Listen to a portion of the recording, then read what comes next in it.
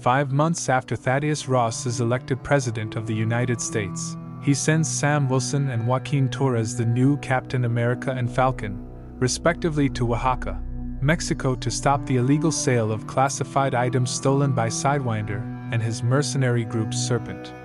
Wilson and Torres recover the items, but Sidewinder escapes. Torres is excited to be taking on Wilson's former mantle of Falcon, but Wilson is hesitant to involve Torres in dangerous missions due to the pair not having superpowers like former Captain America Steve Rogers. After the mission, Wilson and Torres train with Isaiah Bradley, a super soldier who was imprisoned and experimented on by the US government.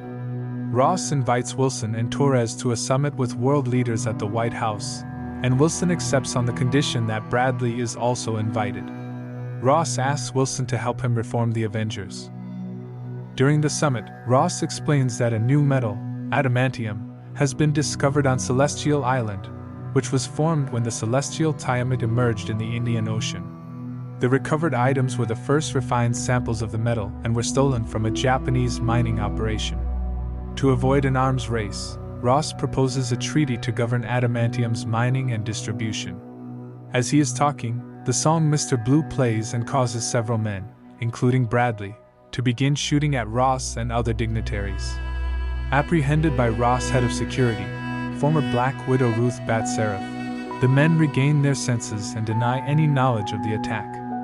While investigating, Wilson is ambushed by Sidewinder and captures him. Torres tracks a call on Sidewinder's phone to a hidden black site in West Virginia called Camp Echo 1. Ross tries to salvage the treaty, but the Japanese government blames him for the theft of their adamantium and the subsequent White House attack. Ross realizes that the mastermind behind these events is Samuel Stearns, who gained advanced intelligence after being exposed to the blood of Bruce Banner Hulk during the Abomination's rampage through Harlem. Ross imprisoned Stearns at Camp Echo 1, publicly blamed him for the Abomination's actions, and promised to release him if Stearns helped advance him to the presidency. Wilson and Torres find Stearns and learn how he uses technology and the song Mr. Blue to control minds. He escapes while they are fighting mind-controlled soldiers. Ross sends Bat Seraph to secure Camp Echo 1, where she finds and helps Wilson and Torres. The trio meet with Wilson's military friend Dennis Dunphy, who has Sidewinder in custody.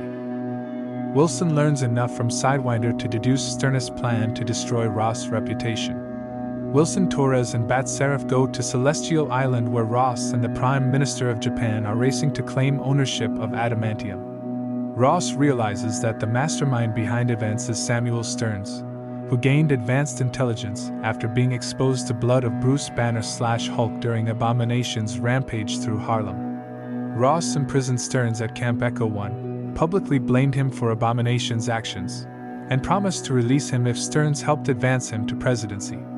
Wilson and Torres find Stearns and learn how he uses technology and song Mr. Blue to control minds. He escapes while they are fighting mind-controlled soldiers. Ross sends Bat Seraph to secure Camp Echo 1, where she finds and helps Wilson and Torres. Trio meet with Wilson's military friend Dennis Dunphy, who has Sidewinder in custody. Wilson learns enough from Sidewinder to deduce Stearns' plan to destroy Ross' reputation. Wilson, Torres, and Bat Seraph go to Celestial Island, where Ross and Prime Minister of Japan are racing to claim ownership of adamantium. Stearns takes control of the minds of 2 American pilots and makes them attack the Japanese fleet. Wilson and Torres intercept the planes and convince the Japanese to stand down. Torres is critically injured in the fight. Ross tells Wilson that he is dying of heart failure and had Stearns develop pills that have prolonged his life. Ross refused to release Stearns for fear that he would no longer make the pills, leading to Stearns' anger and plans for revenge. Wilson is consoled by his friend Bucky Barnes. Stearns kills Dunphy, who learned that the pills have been adding gamma radiation to Ross' body, and surrenders himself to Wilson. Stearns' arrest and connection to Ross are publicly revealed while the latter is at a press conference. Ross loses control of his emotions and transforms into a Red Hulk, destroying part of the White House. Wilson injures Ross enough that he can be reasoned with, and reminds Ross of visits to Washington, D.C. as cherry blossom trees with his estranged daughter Betty. Ross reverts to normal. After the incident, Bradley is exonerated. Wilson invites a recovering Torres to join the Avengers, and the treaty is ratified. Ross resigns and has himself incarcerated at the Raft, where Wilson and Betty visit him.